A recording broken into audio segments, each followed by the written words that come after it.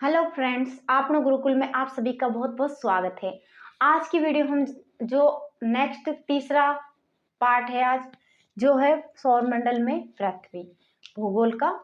तो इसमें आगे देखेंगे, जैसे हमने पढ़ा कि जो ग्रह हैं वो 8 है, उनके बारे में जाना। तो जो पृथ्वी है वो ग्रह, उसका एक उपग्रह भी है, बताया था आपको चंद्रमा। तो उस चंद्रमा के क्या क्या बातें हैं उनके बारे में हम देखते हैं।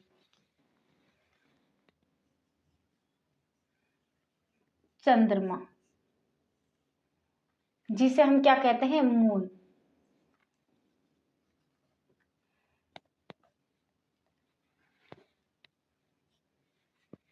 ठीक है, इसमें क्या है, जो हमारी पृथ्वी का एकमात्र उपग्रह है ये। हमारी पृथ्वी का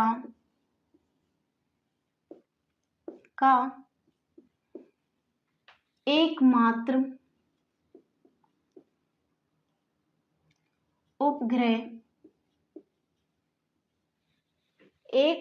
उपग्रह चंद्रमा ही है। ठीक है, तो हमारी पृथ्वी का एकमात्र जो उपग्रह है वो क्या है, चंद्रमा है। इसका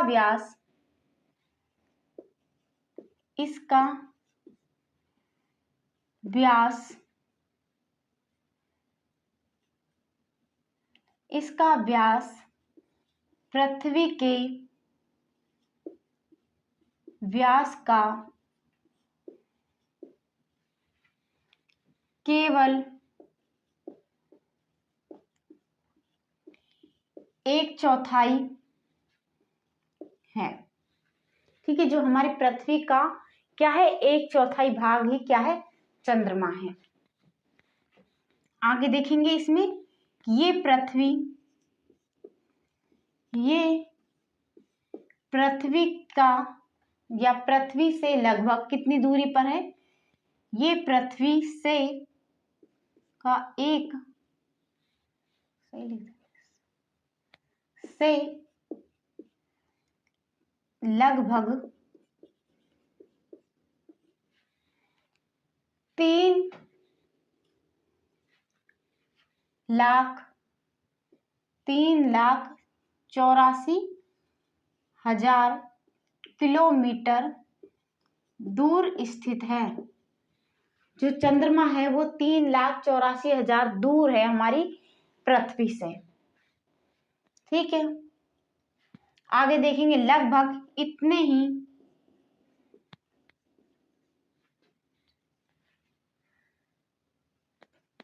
पहले देख लेते हैं चंद्रमा जो पृथ्वी के चक्कर लगाता है। तो चंद्रमा पृथ्वी का एक चक्कर कितने दिनों में लगाता है, तो एक चक्कर 27 दिनों में पूरा करता है। ठीक है, मतलब जैसे क्या है, एक चक्कर पूरा करेगा तो मतलब चंद्रमा पर एक दिन कितने उसके होगा, तो 27 दिनों के बराबर। ठीक है, तो 27 दिनों का होता है। लगभग इतने ही समय में ये अपने अक्ष पर एक चक्कर लगाता है। अक्ष पर एक चक्कर लगाता है।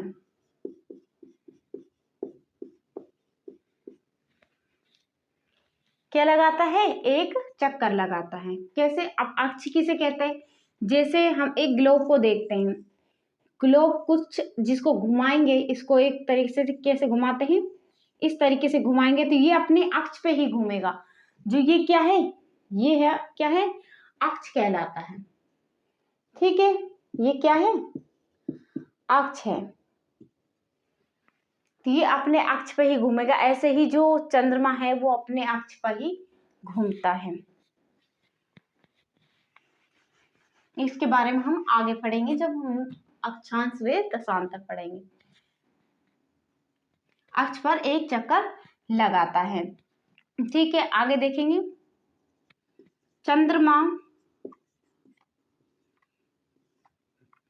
चंद्रमा हमारे निवास से अनुकूल नहीं है, मतलब अपने जो वहां पर निवास करे उसके वो स्थिति, वो जगह, वो क्या है, अनुकूल नहीं है। ठीक है, तो क्या, क्योंकि न तो वहां पर क्या है, पानी है, न पानी है और न ही वायु है। जो क्या है, जीने के लिए हमें चाहिए वायु, जल, तो ये क्या है, सुविधा वहां पर नहीं है। इसलिए हम कहते हैं कि उस निवास स्थान को वो हमारे क्या है, अनुकूल नहीं है, यानी प्रतिकूल है। तो देखिए इसमें क्या है, आगे देखेंगे। चंद्रमा सूर्य की किरणों को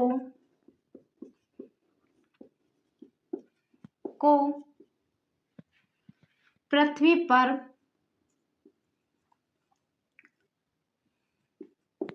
परावर्तित करता है। ठीक है, ये तो हो गई चंद्रमा की बातें। अब हम देखिए आगे जो चर्चा करेंगे वो किसके बारे में करेंगे, तो वो है हमारा क्षुद्र ग्रह। क्या है, क्षुद्र ग्रह के बारे में। क्षुद्र ग्रह क्या होते हैं, ये भी सौरमंडल का एक भाग ही है। देखिए तारों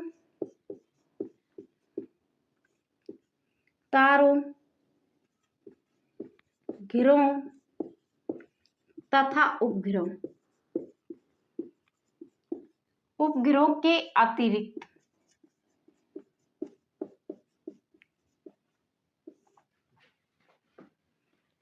असंख्यक छोटे छोटे पिंड भी सूर्य के चारों ओर क्या लगाते हैं, चक्कर लगाते हैं। हम कहते हैं कि तारे हैं, जो ग्रह हैं, उपग्रह हैं, ये क्या करते हैं, सभी चक्कर लगाते हैं। जो पर इसी के अतिरिक्त, इनके अलावा जो असंख्यक छोटे छोटे पिंड भी होते हैं हमारे सौरमंडल में, तो वो क्या है, वो भी सूर्य के चारों ओर चक्कर लगाते हैं। उन्हें हम क्या कहते हैं, उन्हें हम क्षुद्र ग्रह कहते हैं। इन पिंडों को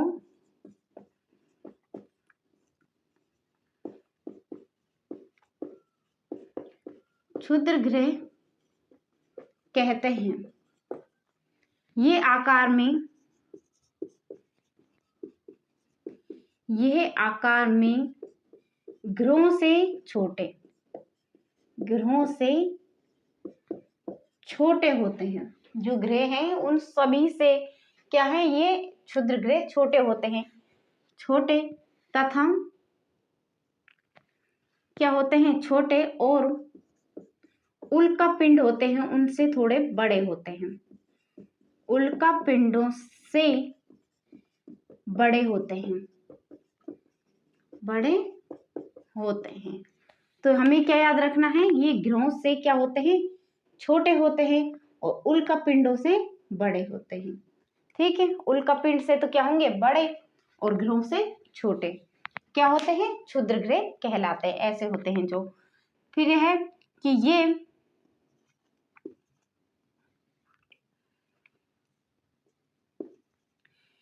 अगला देखेंगे जो पॉइंट है, ये मंगल ग्रह, क्षुद्र ग्रह होते हैं, ये मंगल व बृहस्पति ग्रहों के बीच में स्थित होते हैं। ये ग्रह मंगल एवं बृहस्पति की कक्षाओं के बीच पाए जाते हैं। ठीक है, जैसे हमने देखा कि यहाँ पर क्या है, ये इस तरीके से ये ग्रह हैं। ठीक है, ये ग्रह हो गए 2 4 8 ग्रह। ठीक है, और ये क्या हो गया, सूर्य हो गया। ये हमारे ग्रह हो गए। तो जो ग्रह होता है यहाँ पर क्या होता है, ये बुध ग्रह हो जाता है। यहाँ पर क्या हो गया, शुक्र ग्रह। शुक्र ग्रह के बाद में ये हमारी पृथ्वी, ये मंगल। यहाँ पर क्या आता है, यहाँ पर आता है बृहस्पति ग्रह, पति, ये शनि, ये अरुण, ये वरुण। ठीक है, तो इसमें जो ये बीच का है मंगल वो बृहस्पति, तो इन्होंने यही कहा है कि मंगल व बृहस्पति की कक्षाओं के बीच छोटे छोटे इस तरीके से जो हमको पिंड आकाश में, ये सौरमंडल में क्या होते हैं, सौरमंडल में इस तरीके छोटे छोटे पिंड दिखाई देते हैं। इन्हें हम क्या कहते हैं, क्षुद्र ग्रह कहते हैं। वो मंगल व बृहस्पति ग्रह के बीच में स्थित होते हैं। जो इनका जो क्षुद्र ग्रह होता है, इनका जो निर्माण भी क्या होता है, इन ग्रहों से ही टूटने पर हुआ है। इन जो ग्रह हैं उनके विखंडन होने पर जब छोटे छोटे जो इनके ही पार्ट्स निकल जाते हैं वो क्या कहलाते हैं, वो क्षुद्र ग्रह कहलाते हैं। ठीक है, अब आगे देखेंगे हम कि उल्का पिंड क्या होते हैं, कि जो उल्का पिंडों के बारे में। अभी हमने चंद्रमा के बारे में जान लिया और क्षुद्र ग्रह के बारे में, और सौरमंडल में क्या होते हैं, उल्का पिंड होते हैं।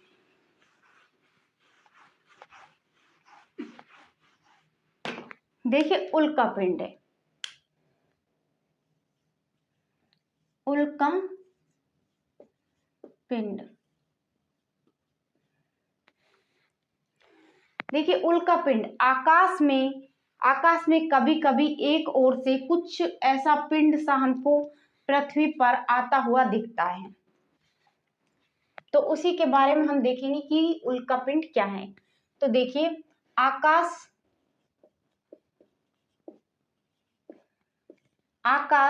में कभी कभी एक ओर से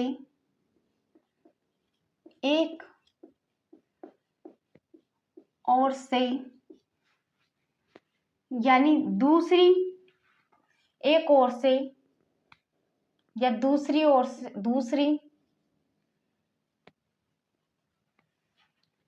दूसरी वेग से अत्यंत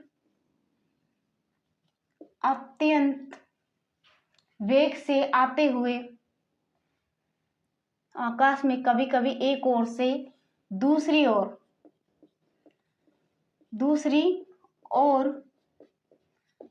अत्यंत वेग से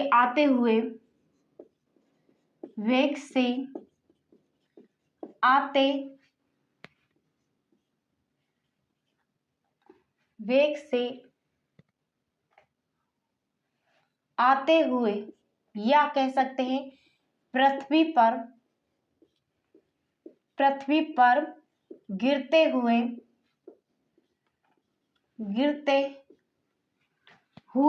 जो पिंड दिखाई देते हैं, जो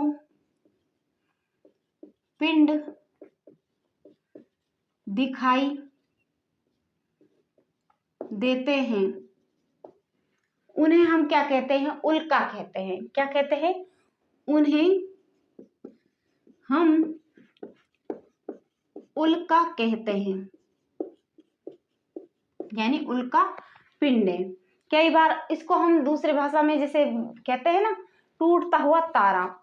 जब ये सौरमंडल से टूटता है, ये कोई जो पत्थरनुमा होता है, तो वहां से जब आता है तो हमारी जो पृथ्वी में जब प्रवेश करता है तो उन पर जो परतें होती हैं, तो वो जब ये गैसों के अंदर जब जाते हैं, ये मतलब प्रवेश करते हैं, तो ये क्या होते हैं, एक आग के गोले के समान जलने लगते हैं।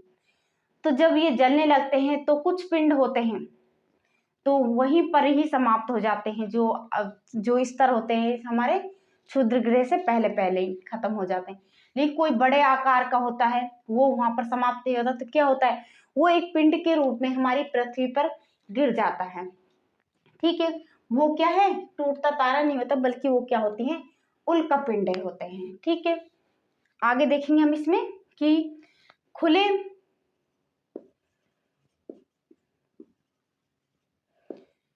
खुले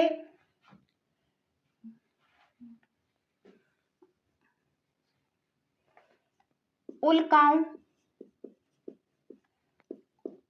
उल्काओं का जो अंश वायुमंडल में, जो हमारी जो वायुमंडल है, वायुमंडलीय परतें हैं, तो वायुमंडल में जलने से बचकर, यानी वायुमंडल में जलने से बचकर, कुछ जो पिंडे होती है वो जलकर वहीं पर राख यानी बिल्कुल ही खत्म हो जाती हैं, तो कुछ अगर जलने से बच जाती हैं तो पृथ्वी तक पहुंच जाती हैं। पृथ्वी तक कोई पिंड पहुंचता है उसे उल्का पिंड कहते हैं।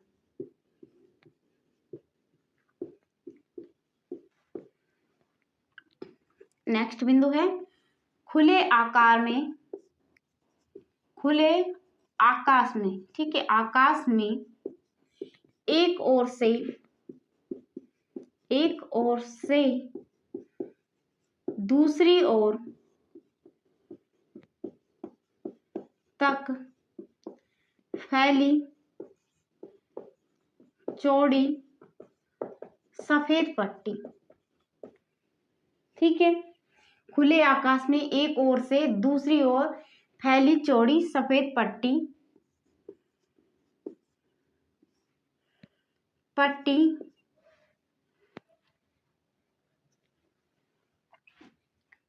वाला तारा,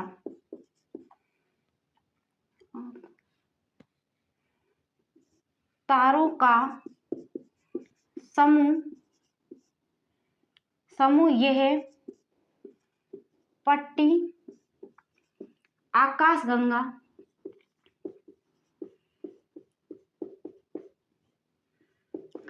कहलाती हैं। ठीक है, क्या होता है इसमें, जो पट्टी होती है, जैसे हमने कहा कि खुले आकाश में एक ओर से एक पट्टी, चौड़ी पट्टी सफेद कलर की हमको दिखाई देती है, तो उसे हम क्या कहते हैं, आकाशगंगा कहलाती है। इसकी हम परिभाषा देख लेते हैं सही से। देखिए, आकाशगंगा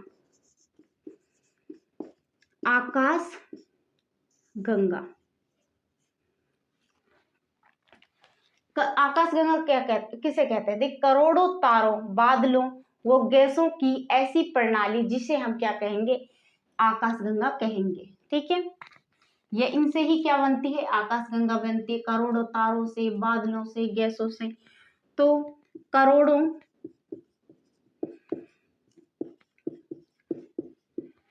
तारों,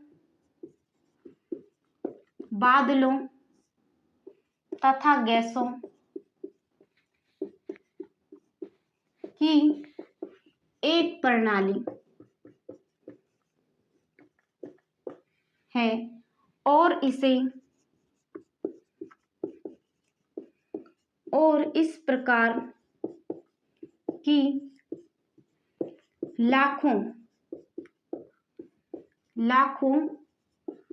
आकाशगंगाएं मिलकर क्या करती हैं, ब्रह्मांड का निर्माण करती हैं। ठीक है, ब्रह्मांड का निर्माण करती हैं।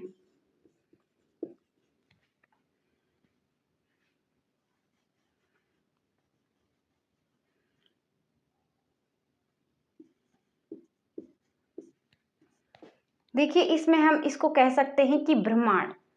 ब्रह्मांड किसे कहते हैं?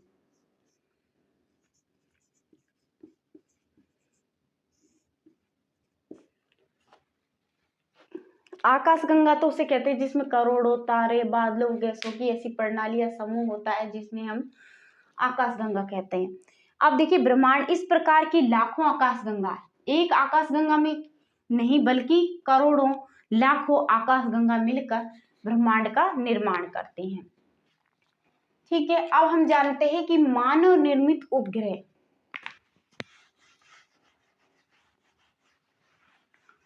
ठीक है, आकाशगंगा हमने जान ली, इसके अलावा उल्का पिंड क्या होती हैं। अब हम जानेंगे कि जो मानव निर्मित उपग्रह होते हैं, मानव के द्वारा बनाए जाते हैं और उन्हें भेजा जाता है, तो वो कौन से होते हैं? देखिए मानव निर्मित उपग्रह।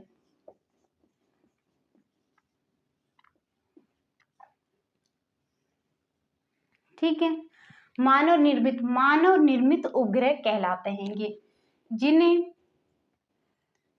मानव निर्मित उपग्रह वैज्ञानिकों द्वारा बनाए जाते हैं। वैज्ञानिकों द्वारा बनाए जाते हैं। ठीक है, ये एक तरह का जो कृत्रिम होता है, मानव के द्वारा बनाई गई कोई चीज क्या कहलाती है? कृत्रिम कहलाती है। तो ये एक प्रकार का, ये एक कृत्रिम, ये कहें कि एक कृत्रिम पिंड कहलाता है। एक प्रकार का क्या कहलाता है? एक कृत्रिम पिंड कहलाता है, जिसका उपयोग, अगला पॉइंट देखेंगे, जिसका उपयोग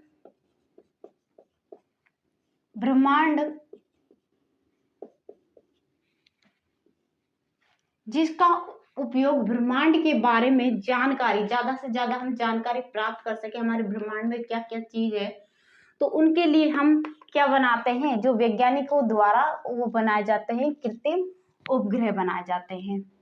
तो ब्रह्मांडों के बारे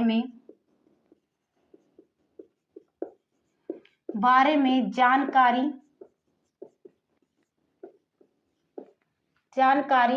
प्राप्त करने के साथ साथ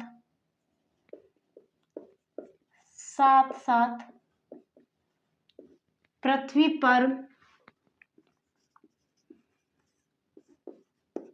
पर क्या होता है? संचार माध्यम।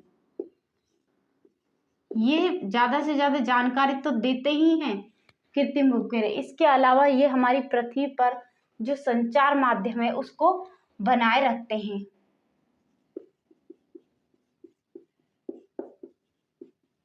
किया जाता है। ठीक है, अगला क्या है? इन तीन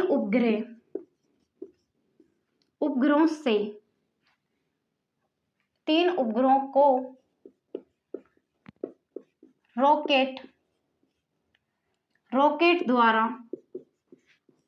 द्वारा अंतरिक्ष में भेजा जाता है।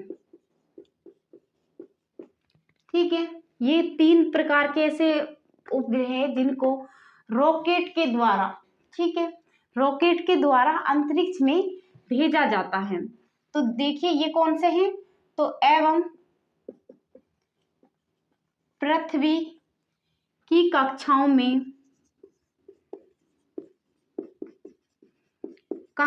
में स्थापित किया जाता है। ठीक है। अंतरिक्ष में उपस्थित, इसके अलावा हम देखेंगे कौन कौन से उपग्रह हैं। ये तो बात होगी 3 तरह के उपग्रह हैं जिनको हम रॉकेट के माध्यम से अंतरिक्ष में स्थापित करते हैं। पृथ्वी की, जो हमारी पृथ्वी है उसके भी आसपास हम जो भी उपग्रह भेजते हैं, सैटेलाइट भेजते हैं, तो वो भी हमारे जानकारी के लिए होती हैं। इसके बाद देखते हैं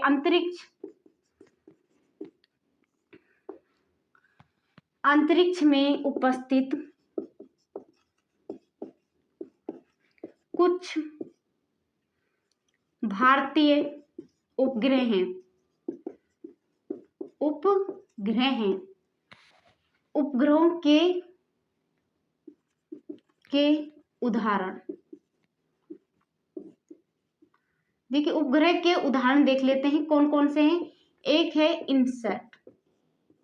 इनसैट उपग्रह है। जो दूसरा है उसे का नाम है एड्रोसैट। जो तीसरा है वो है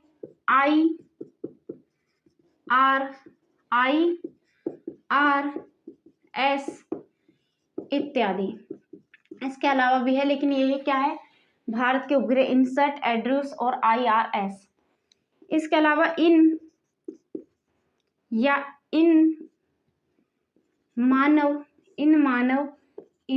मानव द्वारा निर्मित उपग्रहों का उपयोग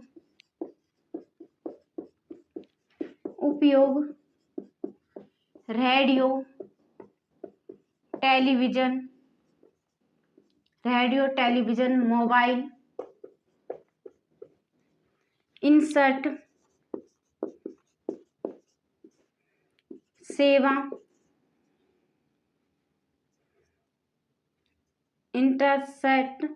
सेवा किया जाता है।